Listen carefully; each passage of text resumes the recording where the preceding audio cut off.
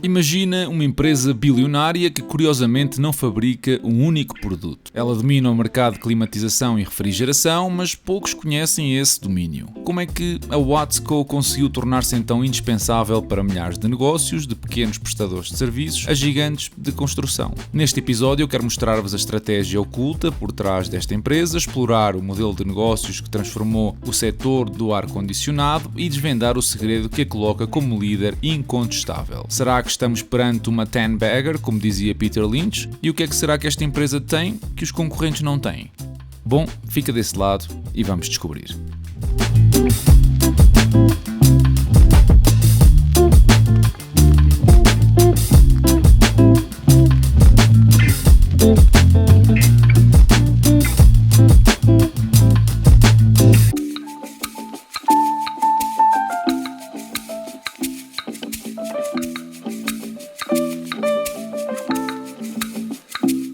Olá e sejam bem-vindos a mais um episódio do canal Dividendos. Ora, a Watsco é uma empresa líder na distribuição de sistemas de climatização e refrigeração, com foco na América do Norte e com operações secundárias na América Latina e no Caribe. O seu modelo de negócio é baseado na revenda de equipamentos, peças e acessórios para sistemas de aquecimento, ventilação e ar-condicionado, a sigla HVAC em inglês, e também sistemas de refrigeração. Parece simples, certo? E à primeira vista é, mas vamos aqui entrar em detalhes porque este modelo aparentemente simples depende de 3 pontos fundamentais. Ora, o primeiro é que a Watsco é uma distribuidora de produtos HVAC e refrigeração, um setor ou indústria conhecido por ser intensivo em capital e amplamente fragmentado, com mais de 2.200 empresas de distribuição que no total movimentam mais de 64 mil milhões de dólares. Como distribuidora, a empresa compra produtos de grandes fabricantes como a Carrier, a Lennox e a Goodman e distribui os mesmos a instaladores independentes e revendedores na sua rede. A Carrier fornece mesmo cerca de 65% dos produtos vendidos pela Watsco. A empresa opera então uma cadeia de fornecimento eficiente com uma presença física em mais de 690 locais que facilitam a distribuição e a logística da entrega destes produtos. Depois, o segundo ponto está relacionado com os clientes, porque o perfil de clientes da Watsco é maioritariamente composto por pequenas e médias empresas, PMEs, de serviços de ar-condicionado, que dependem da Watsco como uma fonte confiável de produtos e peças, inclusive para manutenções e reparações de emergência. A empresa também conta com clientes de grandes empresas de construção e desenvolvimento imobiliário que compram em maior volume, dada a procura também de projetos em larga escala. E o terceiro detalhe aqui é que, além da venda de produtos, a Watsco oferece uma variedade de serviços de valor acrescentado, como financiamento para os clientes, suporte técnico e ferramentas digitais para ajudar os contratantes a gerir os estoques, as encomendas e os orçamentos. Estas soluções tornam a empresa mais do que uma simples distribuidora, criando uma proposta de valor mais completa para os seus clientes. E a pergunta que se gera imediatamente é como é que estes 3 pontos afetam a estratégia da empresa. Bom, em primeiro, a Watsco tem uma posição dominante no setor da distribuição de ar-condicionado, que é, já vimos, altamente fragmentado, com muitos distribuidores regionais de pequeno porte. Este mercado permite uma estratégia de consolidação, na qual a empresa pode adquirir distribuidores mais pequenos e expandir assim a sua base geográfica e a sua escala operacional, aumentando o poder de compra e conseguindo uma maior eficiência. Em segundo, porque a Watsco tem acordos preferenciais com fabricantes de renome, o que lhe garante acesso privilegiado e exclusivo a um portfólio de produtos de alta qualidade e bem conhecidos. Esta relação exclusiva com fabricantes de renome é um grande diferencial, pois reforça a confiança dos clientes e facilita o acesso à linha de produtos mesmo em períodos em que existam restrições na cadeia de fornecimento. E depois, porque a empresa investe em iniciativas digitais como a On-Call Air e o Credit for Comfort, plataformas que facilitam a cotação de preços e o financiamento, respectivamente. Através destas inovações, a Watsco melhora a experiência do cliente e cria também um ambiente no qual os pequenos contratantes podem otimizar as suas operações com um suporte direto da empresa para questões de crédito e previsões de stock. Isto gera uma fidelização de clientes, principalmente das tais pequenas e médias empresas, que se tornam mais dependentes destes serviços do que dos grandes compradores. Entendido então o modelo e a estratégia, vamos olhar para os números. Ora, a maioria da receita da empresa vem, sem surpresa alguma, do mercado americano, cerca de 90%, com Canadá e América Latina a completarem o pódio com 5% cada um. A nível de segmentos, o mercado residencial ocupa entre 60% a 70% da receita, e é bom mencionar aqui que, se a expectativa era que este negócio estava altamente dependente de nova construção, isto é, de novas casas, ficamos a saber que essa parte ou esse destino dos produtos não passa dos 15% da receita anual. Por outro lado, os produtos de ar-condicionado, o tal HVAC, que significa calor, ventilação e ar-condicionado, são o grande ganha-pão da empresa, quer no mercado residencial, onde representam 54% da receita, quer no mercado comercial com 15%. Os sistemas de refrigeração têm ainda uma preponderância muito residual. Analisando os primeiros 9 meses deste ano, vemos um crescimento ligeiro na receita, que não foi acompanhado nem pelos lucros operativos, nem pelos lucros líquidos. As margens sofreram ao perderem 1% em toda a linha, e esta desaceleração é algo que já vem do ano passado, onde assistimos precisamente ao mesmo cenário. Receita a subir, lucros a decair, com impacto nas margens da empresa. A nível da posição financeira da mesma, não há aqui muito a apontar, temos mais de 500 milhões de dólares de dinheiro em caixa ou de liquidez, ativos superiores a 4,5 mil milhões, e apesar de ser uma empresa que faz aquisições com alguma regularidade, não vemos uma componente intangível ou um goodwill muito elevado. Os passivos da empresa ficam muito atrás dos ativos, que acabamos de ver, o que é excelente, e não vemos também qualquer dívida, o que deixa então um selo de qualidade e solidez ao balanço. No que respeita aos fluxos de caixa, vemos um valor superior aos 9 meses do ano passado, com a dívida a fornecedores a ter um impacto razoável neste ano. Parte desta dívida é visível no aumento da despesa com o inventário, ou não fosse esta uma empresa de distribuição. Contas feitas, o CAPEX de 21 milhões nos primeiros 3 trimestres do ano deixa um fluxo de caixa livres muito significativos, que vão praticamente na sua totalidade para pagar o dividendo aos acionistas. Antes de passarmos ao histórico, a Watsco justifica ainda esta desaceleração que vimos com as disrupções nas cadeias de fornecimento com um dos parceiros que tem e que afetou a relação com alguns clientes. Focando-nos então no histórico e assumindo os valores de 2024 como fechados, sendo que ainda falta um trimestre, a receita da Watsco tem crescido a 6% ao ano desde 2015. Não é um valor extraordinário, mas vem acompanhado de uma expansão da margem bruta de 24% para 27%, que obviamente dá algum brilhantismo à gestão da empresa. O EBITDA, esse cresceu mais rapidamente, a 9% ao ano, e isso implicou também a expansão da margem de 8% para 11%.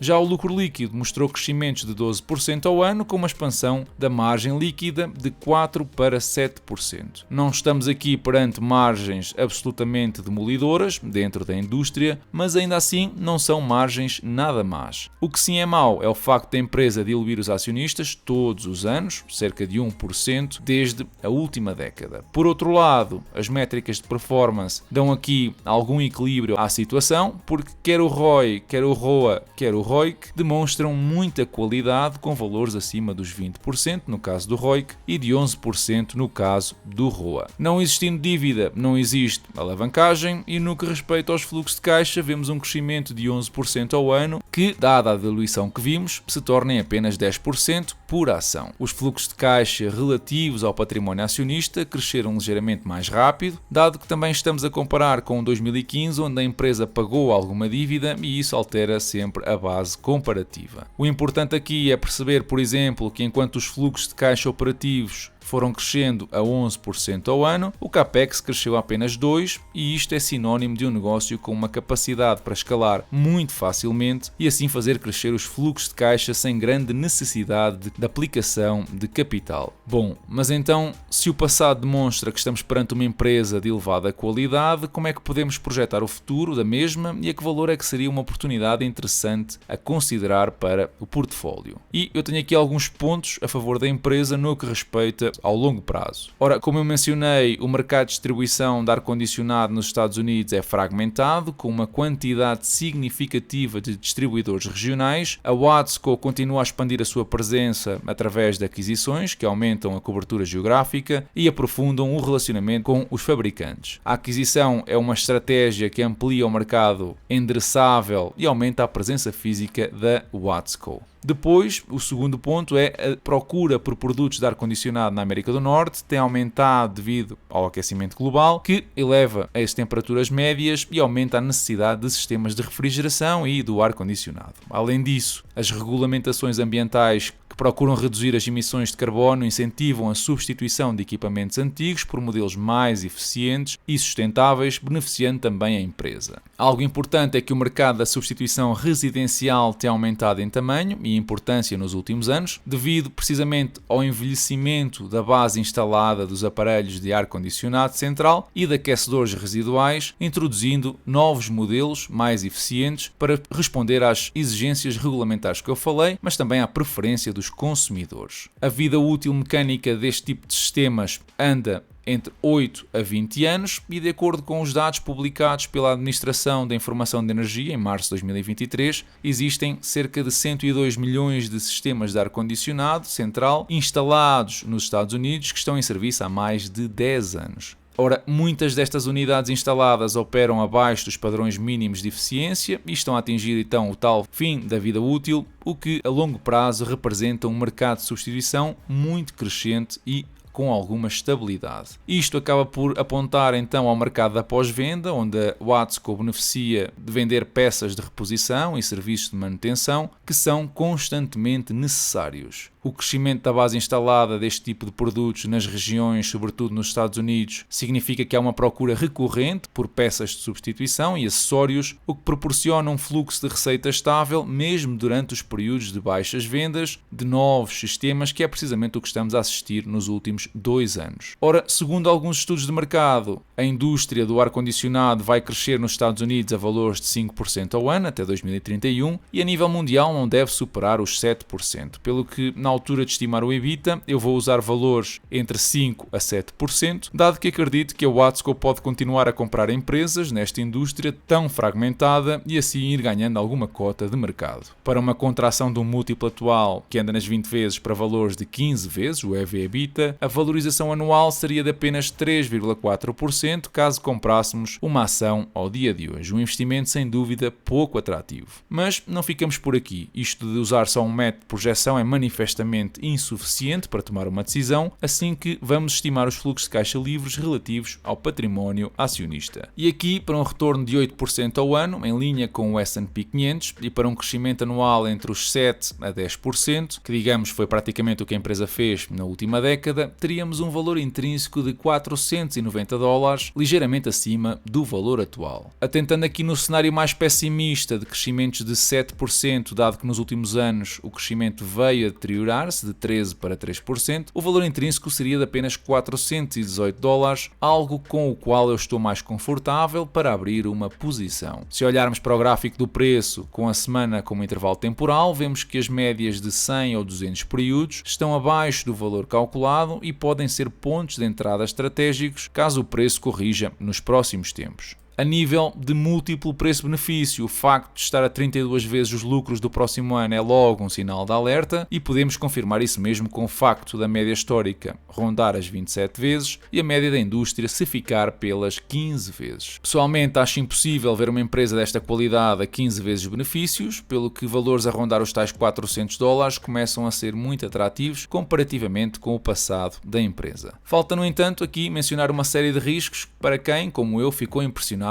com a Watsco. E o primeiro risco de que vos quero falar é que a Watsco depende de acordos com grandes fabricantes, como eu vos mencionei, que representam uma parcela significativa do portfólio de produtos, e uma mudança na política destes fabricantes ou uma interrupção na cadeia de fornecimento pode afetar gravemente a disponibilidade dos produtos e a estabilidade dos preços da empresa. E o segundo é a concorrência. Embora a Watsco seja líder neste momento, o setor da distribuição é competitivo, com distribuidores regionais e grandes retalhistas a tentar captar quota de mercado usando preços agressivos. Mas, em jeito de resumo, e na minha opinião, a Watsco é uma empresa com um modelo de negócios robusto, alicerçado numa rede de distribuição extensa e parcerias estratégicas com os principais fabricantes do setor. A sua capacidade de consolidar o mercado através das aquisições e o investimento em digitalização posiciona a empresa de forma diferenciada, possibilitando assim entregar valor agregado aos seus clientes. A empresa está muito bem posicionada para capitalizar sobre as tendências de crescimento no mercado ar-condicionado e, do aumento da procura por eficiência energética. Apesar dos riscos que eu vos mencionei, a Watsco tem óbvias vantagens competitivas, sustentáveis, que devem permitir uma sólida performance no longo prazo. Aliás, esta é uma das únicas 24 empresas que conseguiram um retorno anual superior a 20% durante os últimos 15 anos. E antes de fechar então esta análise, eu queria mencionar apenas duas curiosidades. A primeira é que a empresa tem duas classes de ações, mas na realidade a diferença entre elas é apenas os votos que cada uma tem direito. Por questões de liquidez, as ações comuns ou da classe A serão sempre mais apelativas. Outra curiosidade é que um dos investidores mais famosos e que eu sigo com alguma atenção tem dedicado muita atenção nos últimos tempos a esta empresa, aumentando significativamente a sua exposição. De qualquer das formas, eu gostaria de conhecer a tua opinião sobre a empresa, assim que passa pela caixa de comentários e partilha o teu bitite. Esta semana, os principais mercados mundiais fecharam com perdas e parece que o nosso PSI anda em contraciclo, ao apresentar ganhos de 1,25%. O Nikkei japonês e o índice israelita foram outros dois que também decidiram remar contra a maré. Olhando então para as notícias, a China manifestou uma forte discordância em relação às novas taxas da União Europeia sobre os veículos elétricos chineses, alegando que as mesmas são protecionistas e prejudicam o comércio justo. A União Europeia introduziu estas tarifas para proteger a indústria automóvel local da concorrência de veículos elétricos chineses a preços mais baixos e agora Pequim argumenta que estas tarifas afetam negativamente as suas exportações e planeia tomar algumas medidas apontando uma possível escalada nas tensões comerciais entre as duas regiões. Isto da globalização e da liberdade do comércio são bandeiras muito bonitas até começarem a afetar negativamente a indústria local, situação em que largamos facilmente os tratados de comércio mundial e olhamos apenas para o nosso umbigo. A inflação em outubro subiu ligeiramente em Portugal e manteve-se acima dos 2%, uma tendência que já vem desde o início do ano e que vai ser difícil de rebater, agora que as taxas de juros do Banco Central estão num processo descendente. Esta manutenção dos valores da inflação acima do alvo do BCE não ajuda a mudar a tendência de sermos um dos piores países da União Europeia no que respeita ao poder de compra. Estamos muito atrás do centro da Europa e aproximamos-nos muito mais dos países da Europa de Leste do que propriamente das boas referências europeias. Ainda sobre os problemas da União Europeia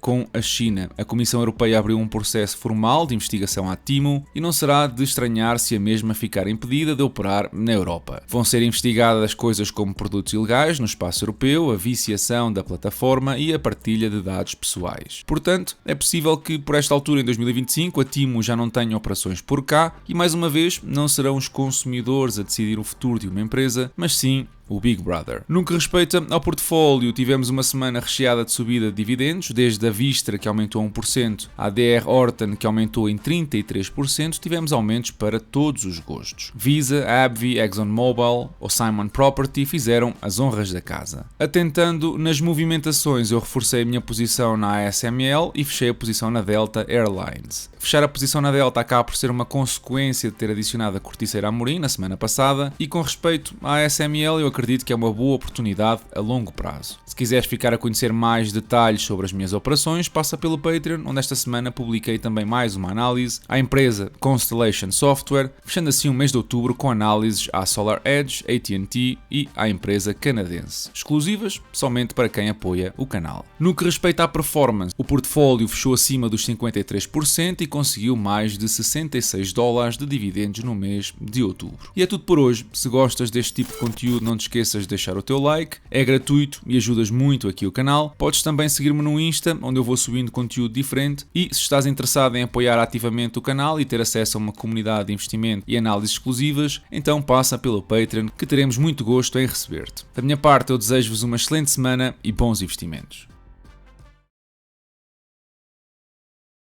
Dito isto, eu também gostava de lançar aqui uma palavra de cuidado, até para ver se consigo criar aqui alguma frição com o Ricardo, isto não é monotónico. Cuidado quando nós falamos de estatísticas de pobreza relativa, não é? A taxa de risco de pobreza é pobreza relativa, ou seja, estamos a falar de pessoas que têm um rendimento 60% abaixo da mediana, ok? O que significa que é muito diferente ser pobre em Portugal ou ser pobre na Irlanda ou no Mónaco, por exemplo, não é? Se calhar, uma pessoa que tenha 60% do rendimento no Mónaco, nunca ninguém passaria pela cabeça chamar-lhe pobre, não é? Pronto. Por isso, o crescimento aqui também importa. Em Portugal, um pobre é uma pessoa que tem 591 euros por mês. Okay? Mas na Irlanda, um pobre é uma pessoa que tem 2.382 euros por mês. Neste momento está o Ricardo em pulga já, queria chamar-me nomes, porque tem que me fazer uma correção importante, é que as coisas são mais caras na Irlanda. Temos que fazer correção para a paridade de poder de compra. Mas mesmo feita essa correção, estamos a falar de 1.489 euros. Ou seja, pensemos no que é que um português compra em Portugal com 1.489 euros e 15 cêntimos, todos os meses, e é isto que é um pobre na Irlanda. Por isso nós temos que crescer. Temos que ter políticas... Nada é mais amigo dos pobres do que o crescimento económico. Obviamente regulado, inclusivo, e não é por uma questão moral apenas. Okay? Eu não estou aqui enquanto padre, nem enquanto político, para dar lições de moral a ninguém. As sociedades, se tiverem níveis de desigualdade descontrolados, elas desintegram-se. Porque em democracia, se 51% estiverem chateados, independentemente de terem razão ou não, porque isso já é para o padre e para o político, a questão normativa sobre se a desigualdade é alta ou baixa, não é? Independentemente de terem razão ou não, segundo a sua filosofia política, 51% estiverem chateados, há revolução, isto vai tudo abaixo. Por isso, o grande desafio geracional é mesmo esse. É conseguirmos criar políticas que sejam conducentes de crescimento económico, que criem incentivos para quem quer criar riqueza, para quem quer criar emprego, quem quer arriscar, consiga ter o retorno Para concluir, Pedro. disso, mas ao mesmo tempo, este difícil equilíbrio não podemos deixar toda a gente para trás, porque se deixarmos, há revolução. Keep it going, folks. We need you badly.